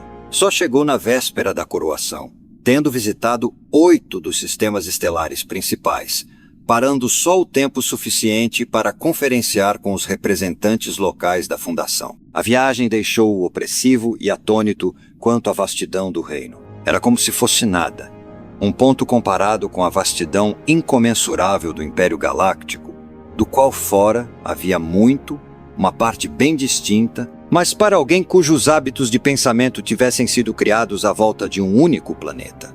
Um pensamento já formado por si só. A área e a população de Anacreon seriam causa para admiração. Seguindo de perto as fronteiras da antiga prefeitura de Anacreon, abraçava 25 sistemas estelares, 6 dos quais tinham pelo menos um planeta habitado. A população de 19 bilhões, ainda que menor do que nos dias gloriosos do Império, aumentava rapidamente com o aumento de desenvolvimento científico criado pela Fundação. E foi só então que Harding compreendeu a grandiosidade dessa tarefa. Naqueles 30 anos, só o mundo que formava a capital se desenvolvera. As províncias exteriores possuíam ainda imensas vastidões onde a energia atômica não fora reintroduzida. Mesmo o progresso que fora conseguido podia ter se tornado impossível se não fosse pelas relíquias deixadas pelo desaparecimento do Império. Quando Harding chegou à capital, encontrou todo o comércio paralisado. Nas províncias exteriores, ainda havia festas, mas aqui, no planeta Anacreon, não havia um único indivíduo que deixasse de tomar parte nas cerimônias religiosas que anunciavam a chegada da maioridade do seu rei-deus Leopoldo. Harding conseguira roubar apenas meia hora ao arrasado Verisoph, antes daquele seu embaixador ser forçado a correr para um outro festival religioso. Mas aquela meia hora fora bem aproveitada e Harding, satisfeito, preparou-se para o fogo de artifício daquela noite. No todo, atuava como um observador, pois não tinha estômago para as tarefas religiosas que teria de enfrentar, caso se tornasse conhecida a sua identidade. Assim, quando o salão de baile do palácio se encheu de uma multidão brilhante composta da mais alta nobreza, ele viu-se encostado, quase totalmente ignorado. Fora apresentado a Leopoldo no meio de muita gente, e a uma distância segura, pois o rei ficava à parte numa grandiosidade solitária e impressionante, cercado pelo brilho mortal de uma aura radioativa. E em menos de uma hora, esse mesmo rei se sentaria sobre um trono maciço feito de uma liga de ródio irídio com incrustações de pedras preciosas. E então o trono subiria majestosamente, permanecendo suspenso no ar, atravessando depois o espaço que o separava da janela na qual os olhos da multidão plebeia estavam colados. Quando vissem o seu rei, gritariam até a histeria. O trono não seria tão maciço, claro está, se não houvesse um motor atômico. Já passava das 11. Harding impacientava-se e punha-se nas pontas dos pés, para melhor poder ver. Resistiu ao impulso de subir em uma cadeira, até que por fim viu Vienes que, através da multidão, se dirigia para ele, e descontraiu-se. Vienes avançava lentamente. Quase a cada passo tinha de parar para dirigir uma palavra amável a um nobre, cujo avô teria ajudado o avô de Leopoldo a conquistar o reino, tendo daí recebido seu título e um ducado. Finalmente, conseguiu ultrapassar o último par do reino e chegar até Harding. A boca torceu-se num quase sorriso, e os olhos, debaixo das sobrancelhas grisalhas, brilharam-lhe de satisfação. Meu caro Harding, deve estar tremendamente aborrecido para se recusar a revelar a sua identidade. Nada disso, Alteza. Tudo isto é extremamente interessante. Em términos, não temos nada que se lhe compare. Não duvido. Importava-se de vir até o meu quarto para podermos conversar mais à vontade? Com prazer. De braços dados, subiram os dois ao andar superior, e mais de uma duquesa levantou o Lorgnon. Surpreendida, meditando sobre a identidade do aparente, mente insignificante estranho a quem o regente concedia tal honra.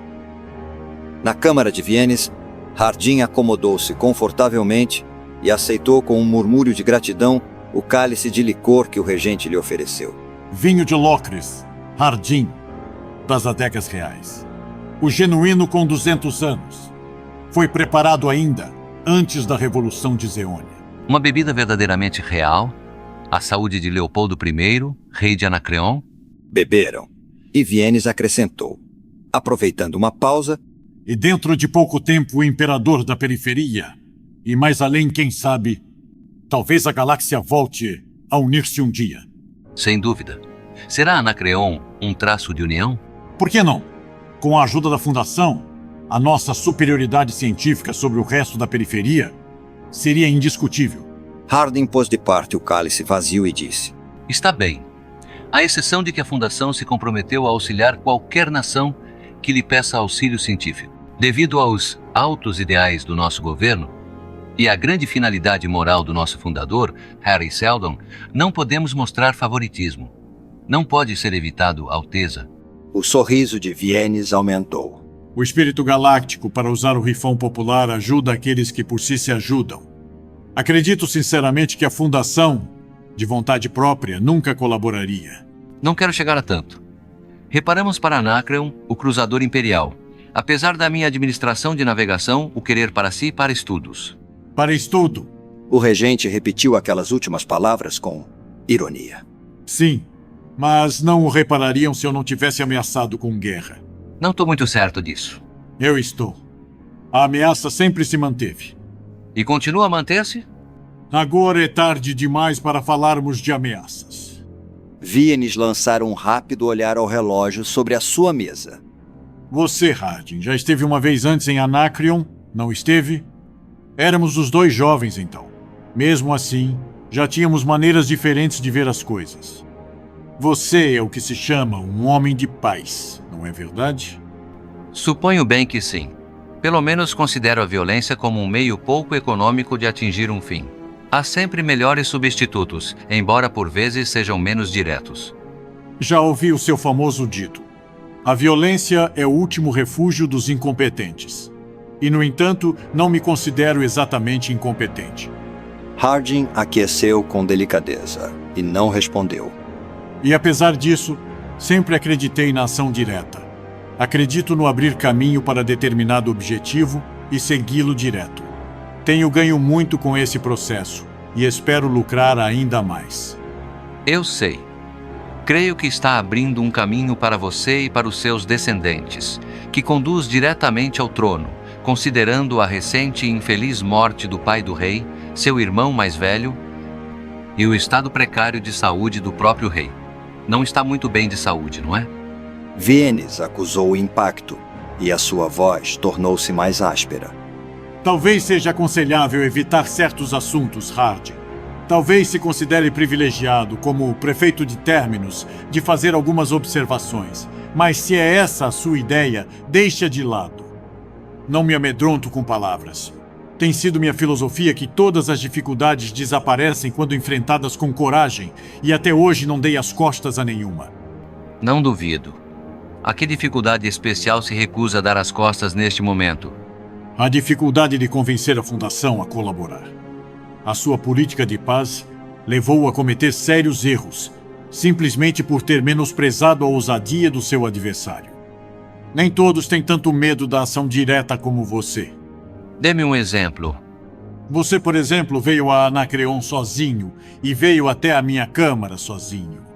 Harding olhou à sua volta. E que tem isso? Nada. Exceto que lá fora há 5 policiais bem armados e prontos para atirar. Acho que não deve tornar a sair, Harding. As sobrancelhas do prefeito arquearam-se interrogativamente. Não tenho qualquer desejo imediato de partir. Tem assim tanto medo de mim? Não tenho medo nenhum. Talvez isto seja uma maneira de o impressionar com a minha determinação. Posso denominar de uma atitude. Denomine-a do que quiser. Não vou incomodar-me por causa deste incidente, não obstante os nomes que lhe dê. Estou certo de que essa atitude mudará com o tempo.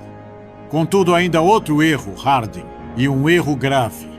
Parece que o planeta Terminus está completamente indefeso. Naturalmente. Que temos nós a temer? Não ameaçamos os interesses de ninguém e servimos a todos. Enquanto se mantiveram indefesos, amavelmente nos ajudaram a nos armarmos, auxiliando-nos especialmente na reconstrução da armada, uma grande armada. Falando com sinceridade, agora com a doação do cruzador imperial, tornou-se invencível. Alteza, está perdendo seu tempo.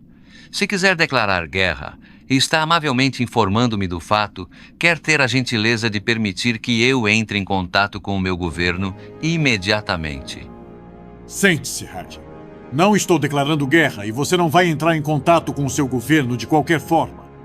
Quando a guerra for declarada, não declarada Harding, mas feita, a Fundação será informada disso a tempo, pelas explosões atômicas da armada de Anacreon, sob a chefia do meu próprio filho, a bordo da nave Almirante Vienes, outrora cruzador da Armada Imperial. E quando irá tudo isso acontecer? Se está verdadeiramente interessado, as naves deixaram Anacreon há precisamente 50 minutos, às 11, e o primeiro tiro será disparado assim que avistem términos, o que deve acontecer amanhã à tarde. Pode, portanto, considerar-se prisioneiro de guerra. É precisamente assim que me considero, Alteza. Mas, para falar a verdade, sinto-me um pouco desiludido. É tudo quanto me tem a dizer. Julguei que no momento da coroação, à meia-noite, seria a hora lógica de pôr a esquadra em movimento. Evidentemente que se quer começar a guerra ainda como regente, está bem. Seria mais dramático da outra maneira. O regente olhou fixamente. Pelo espaço. De que é que o senhor está falando? Não compreende? Eu tinha preparado minha contraofensiva para meia-noite. Vienes ergueu-se da cadeira. Está blefando. Não há qualquer contraofensiva. Se conta com o apoio dos outros reinos, o melhor é perder as esperanças. As armadas deles, todas juntas, não bastam para enfrentar a nossa. Já sei. E não tenciono disparar um único tiro. Simplesmente há uma semana que dei ordens para que Anacreon, hoje à meia-noite, ficasse sob interdição. Interdição? Se não compreende, deixe-me explicar-lhe em poucas palavras. Quer dizer que, à meia-noite, todos os sacerdotes em Anacreon estarão em greve, a não ser que eu ordene o contrário. Mas não posso fazê-lo porque me encontro prisioneiro. Não o faria mesmo que pudesse. Não compreende, Alteza, que atacar a Fundação é o maior sacrilégio que se pode cometer? Vienes procurava controlar-se. Não diga isso a mim, Harding. Conserve essas mentiras para as multidões. Meu caro Vienes, mas para quem é que julga que eu faço estas coisas? Há pelo menos um quarto de hora que, em cada templo de Anacreon, há uma multidão ouvindo as exortações dos sacerdotes sobre esse mesmo assunto. Não há um único indivíduo em todo o planeta que, a esta hora, não saiba que o seu governo se lançou num ataque vicioso e sem qualquer provocação contra o centro de sua religião. Faltam apenas 4 minutos para a meia-noite. O melhor que tem a fazer é ir para o salão e observar o desenrolar dos acontecimentos. Eu estarei seguro aqui, com 5 guardas à porta.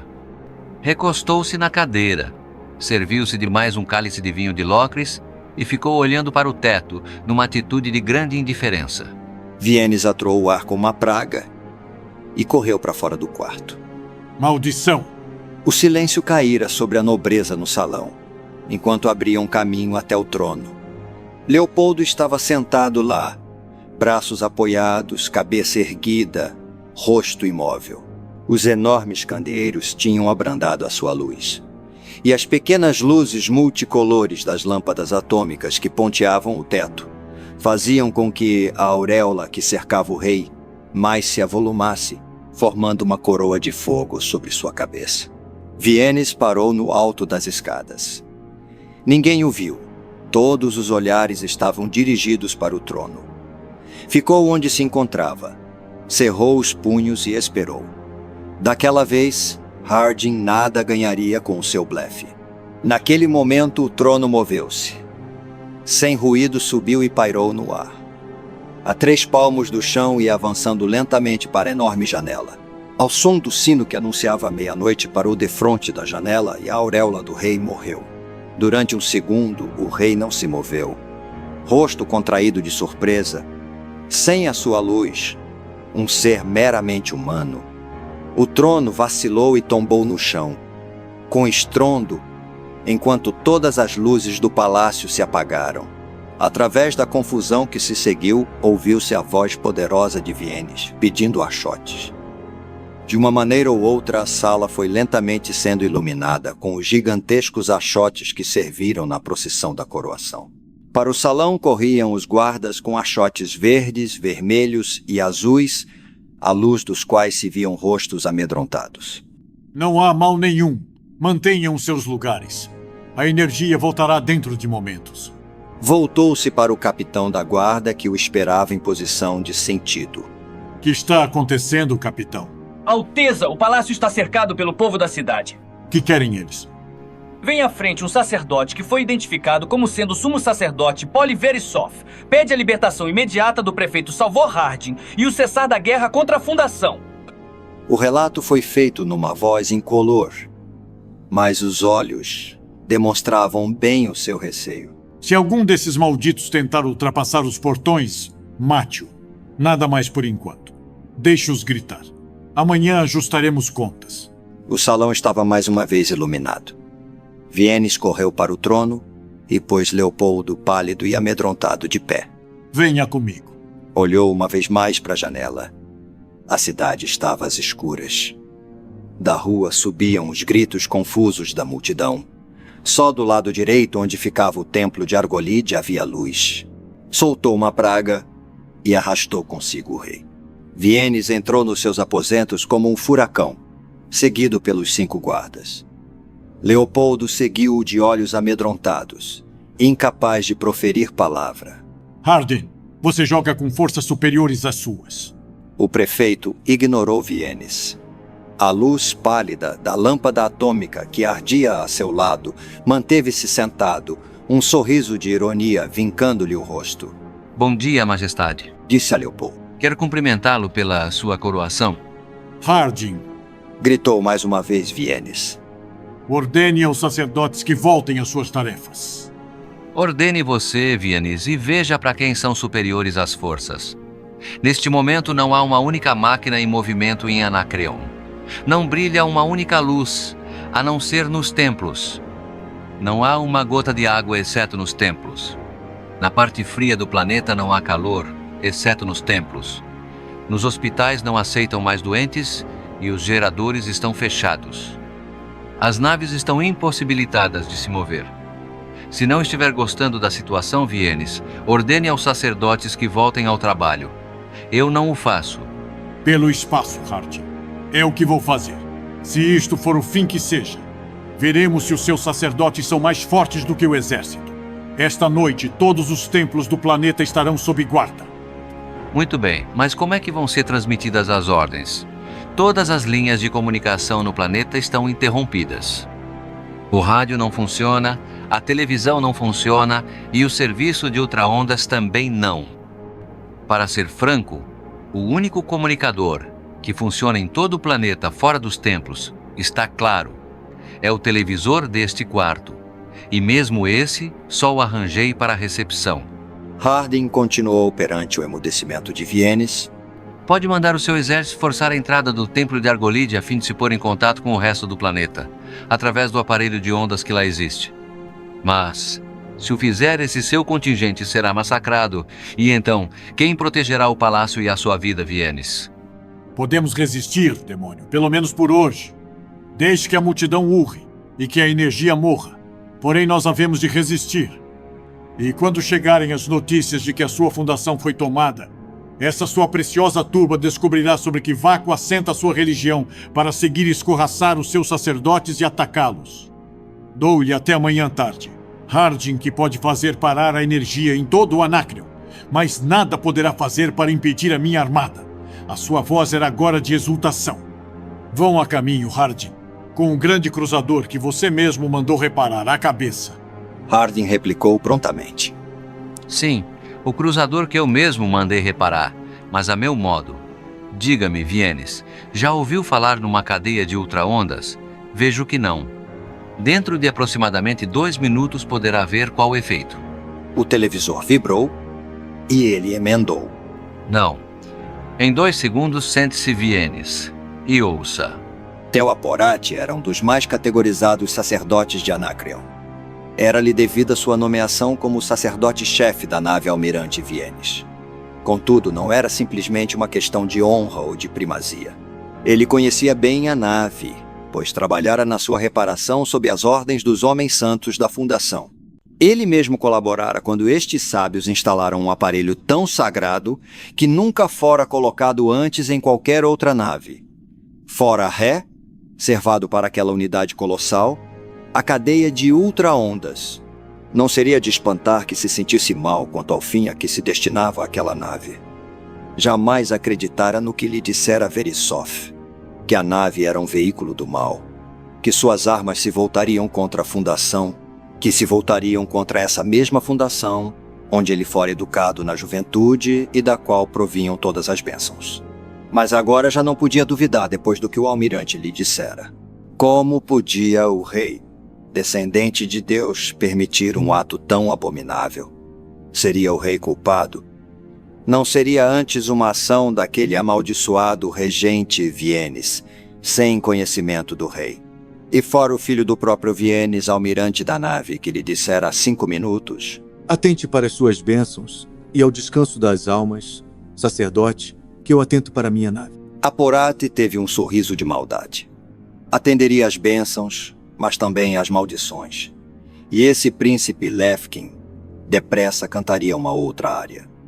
Naquele momento entrara na sala das comunicações gerais. O seu acólito acompanhava-o, e os oficiais da guarda não lhes deram maior importância. O sacerdote-chefe tinha entrada franca em todas as partes da nave. Feche a porta, ordenou Aporate, olhando em seguida o seu cronômetro. Faltavam 5 minutos para as 12. Tudo bem planejado. Com movimentos rápidos, ele moveu todas as pequenas alavancas que abriam as comunicações de modo que, em toda a imensa nave, se vissem e ouvissem sua imagem e sua voz. Soldados da nave real Viennes, ouçam. É o sacerdote quem lhes fala. A nave destina-se a um sacrifício. Sem o saber, estão atuando de modo a condenar a alma de vocês à eterna frigidez do espaço. Ouçam. É a intenção do almirante levar esta nave até a Fundação e ali reduzir a pó a fonte de todas as bênçãos, de modo a submeter-la à sua vontade pecaminosa. E desde que é essa a sua intenção, eu, em nome do Espírito Galáctico, demito-o do seu comando, pois não há comando onde for retirada a bênção do Espírito. Nem mesmo o Divino Rei poderá reinar sem o seu consentimento. A sua voz assumiu um som cavo, enquanto o acólito o escutava com veneração e os 2 oficiais com temor crescente. E por esta nave se destinará uma tarefa demoníaca. Dela é também retirada a bênção do Espírito.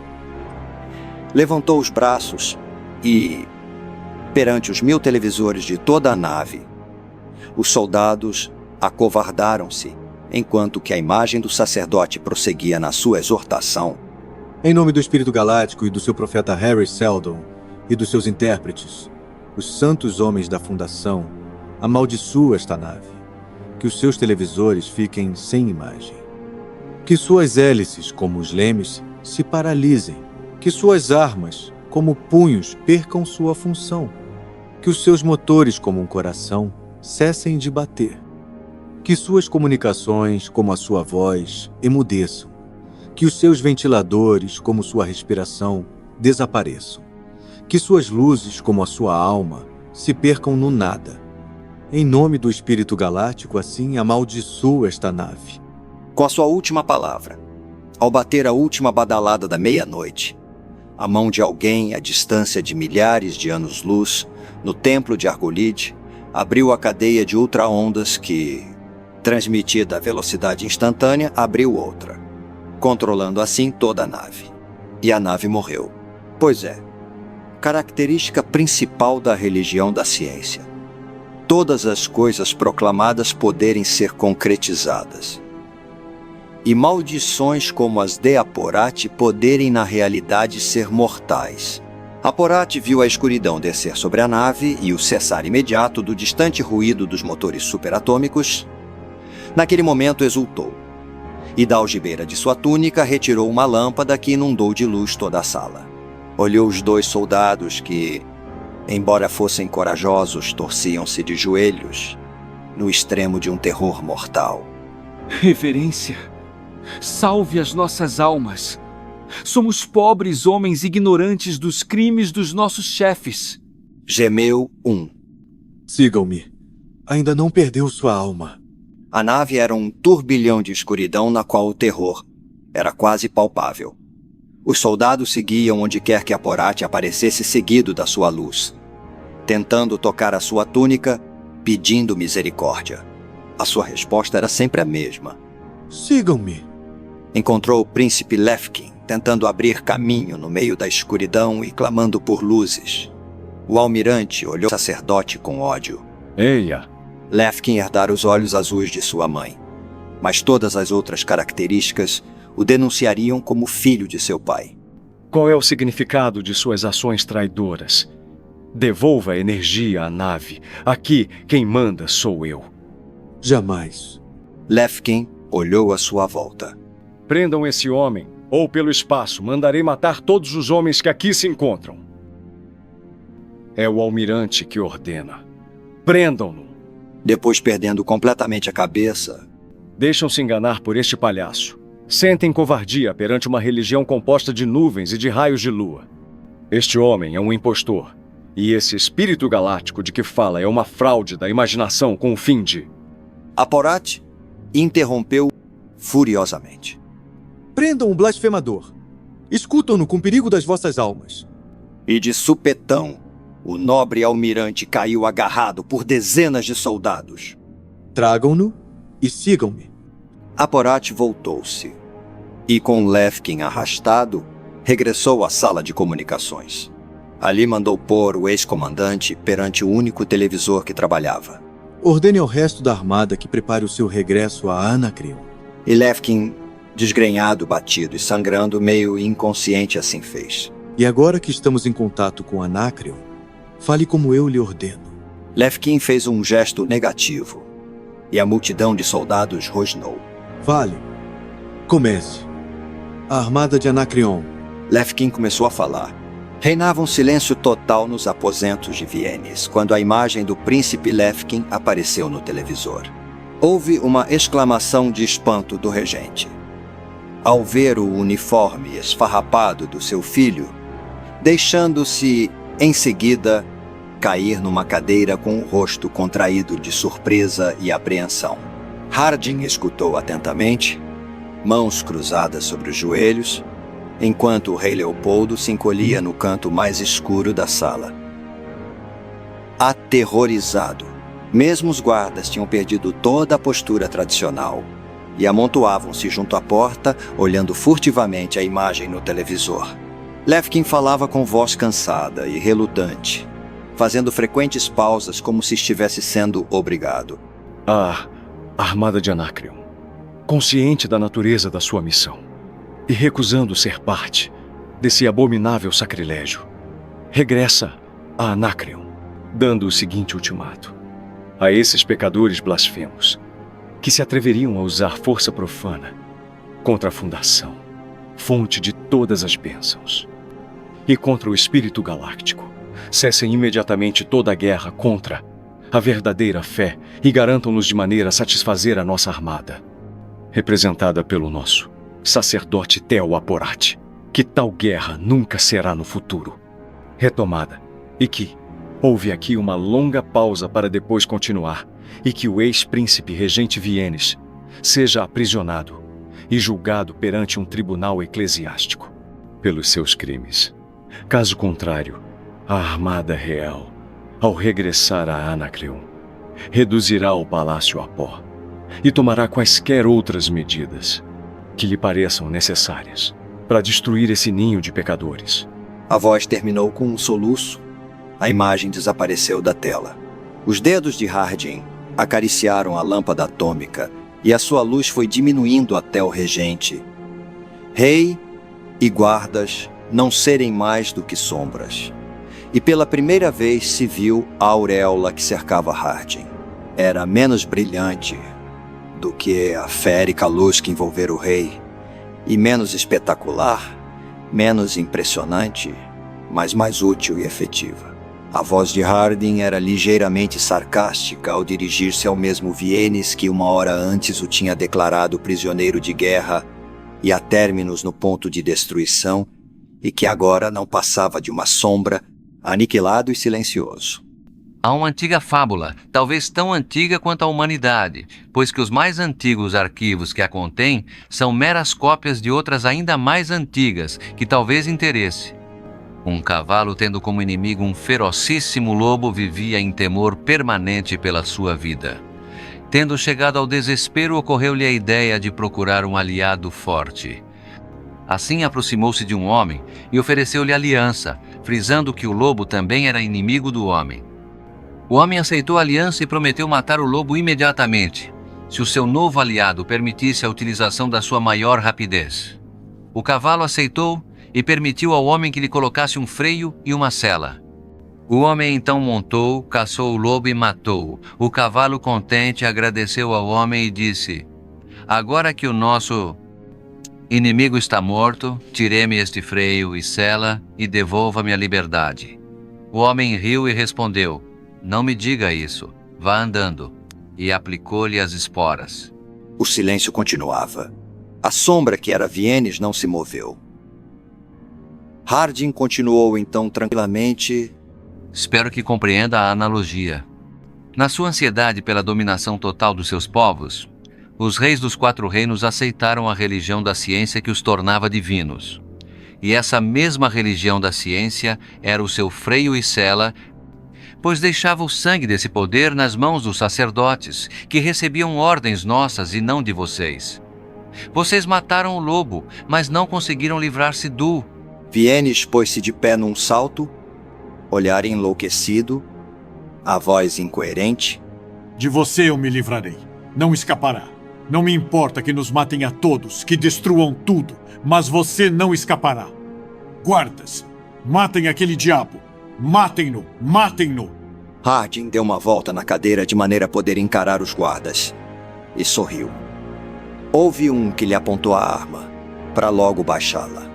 Os outros nem sequer se moveram, salvo Harding, cercado por uma tênue auréola, sorrindo de modo tão confiante perante quem se desfizera todo o poderio de Anacreon, era demais para eles. Com uma praga, Vienes correu para o guarda mais próximo, arrancou-lhe a arma da mão e, apontando-a para Harding, acionou o gatilho. O feixe de energia foi absorvido pelo campo magnético que envolvia Harding e neutralizado. Vienes continuava a acionar o gatilho, rindo como um louco. Harding continuava sorridente. No seu canto, Leopoldo cobria os olhos e gemia. Por fim, com um grito de desespero, Vienes apontou a arma contra ele próprio e caiu fulminado no chão. O rosto de Harding contraiu-se e ele murmurou: "Até o fim. Um homem de ação direta. O último refúgio." O cofre estava cheio de gente. O número ultrapassava sua capacidade. Salvor Harding comparou mentalmente esta assistência com a anterior que esperara a primeira aparição de Harry Seldon. Havia 30 anos. Haviam sido apenas 6, os 5 velhos enciclopédicos e ele próprio, fora naquele mesmo dia, que ele e Johann Lee tinham decidido agir. Agora tudo era diferente sob todos os aspectos. O conselho da cidade, em sua totalidade, esperava a aparição de Seldon. Ele próprio continuava a ser o prefeito, agora todo-poderoso. E desde a queda de Anacreon, muito popular. Quando regressava de Anacreon com a notícia da morte de Vienes e dos novos tratados assinados com o atemorizado Leopoldo, fora recebido com um unânime voto de confiança. Quando isto foi seguido em ordem sucessiva por outros tratados semelhantes, assinados pelos outros 3 reinos, tratados tais que davam à fundação plenos poderes a fim de que o caso de Anacreon não fosse repetido, formaram-se procissões em todas as ruas de Términos. Nem o nome de Harry Seldon fora jamais tão exaltado. Tal popularidade ele sentira depois da primeira crise. Do outro lado da sala, Seth Cermak e Lewis Bort discutiam animadamente. pois os recentes acontecimentos pareciam ter esfriado o seu entusiasmo. Tinham aderido ao voto de confiança e feito discursos em público, proclamando seu erro, desculpando-se de certas frases pouco condizentes que tinham pregado em debates anteriores, argumentando que tinham simplesmente seguido o que lhes ditara o seu juízo e a sua consciência, para logo em seguida se lançarem numa nova campanha acionista. Johann Lee puxou pela manga de Harding e apontou significativamente para o relógio. Harding levantou a cabeça. Olá, Lee. Ainda está contra mim? Que há desta vez? Dentro de 5 minutos estará na hora. Acho que sim. Da outra vez apareceu à tarde. E se ele não vier? Quando é que vai parar com essas suas dúvidas? Se não vier, acabou-se. Se isto falhar, estaremos metidos em mais outra encrenca. Sem o apoio de Seldon para o que você acabou de fazer, Cermak ficará livre para poder recomeçar. Ele é partidário da anexação dos 4 reinos e expansão imediata da Fundação, pela força se necessário. Já iniciou até a sua campanha. Um homem que coma fogo uma vez, deverá comer luz sempre, mesmo que para isso tenha de acender. E você deve ter preocupações, mesmo que tenha de matar-se para as arranjar. Lee teria respondido se não fossem as luzes começarem, naquele momento, a se apagar. Levantou o braço para apontar o cubículo de vidro que dominava a sala e deixou-se cair numa cadeira com um suspiro. O próprio Harding endireitou-se. À vista da figura que enchia agora o cubículo, um homem numa cadeira de rodas. Só ele, de todos os presentes, se recordava do dia, passado há décadas, em que a mesma figura havia aparecido pela primeira vez.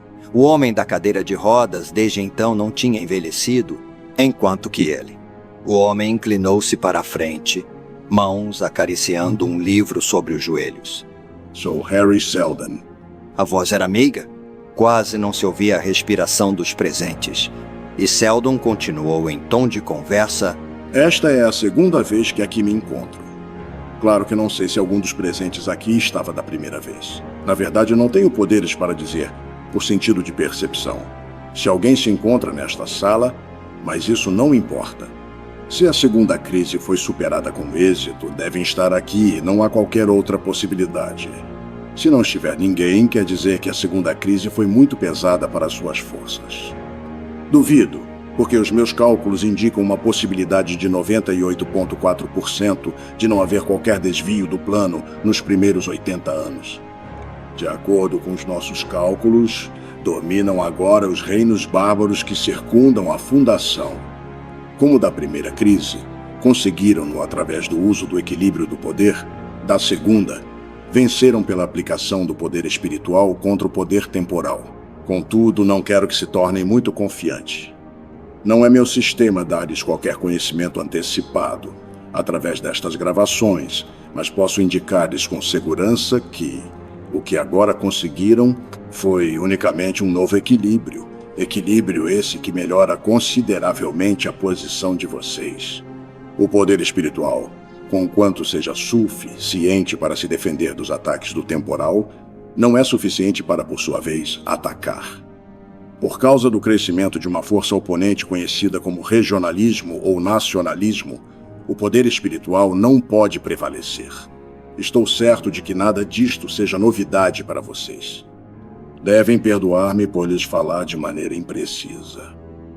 Os termos que emprego são, quando muito, meras aproximações, mas nenhum de vocês está habilitado a compreender a verdadeira simbologia da psicohistória, e assim devo me esforçar. Neste caso, a Fundação está no início do caminho que levará à fundação de um novo império. Os reinos circunvizinhos são ainda muito fortes em comparação com vocês. Fora deles há ainda uma vasta selva de barbarismo que se estende por toda a galáxia. Dentro desses limites, ainda existe o que resta do Império Galáctico, que apesar de decadente e debilitado, é ainda muito poderoso. Nesta altura, Harry Seldon levantou o livro e abriu-o. O seu rosto tornou-se solene. E nunca se esqueçam de que há 80 anos foi estabelecida uma outra fundação, do outro lado da galáxia, na Ponte das Estrelas. Estarão sempre lá para serem avaliados. Cavalheiros, estendem-se à sua frente 920 anos do plano. O problema é de vocês. Resolvam-no. Os olhos baixaram-se para o livro e a sua imagem desapareceu enquanto que as luzes voltavam. Na confusão de vozes que irrompeu, Lee inclinou-se para Hardin e segredou. Ele não disse quando voltaria. Bem sei, mas confio que não volte, antes que você e eu estejamos confortavelmente mortos.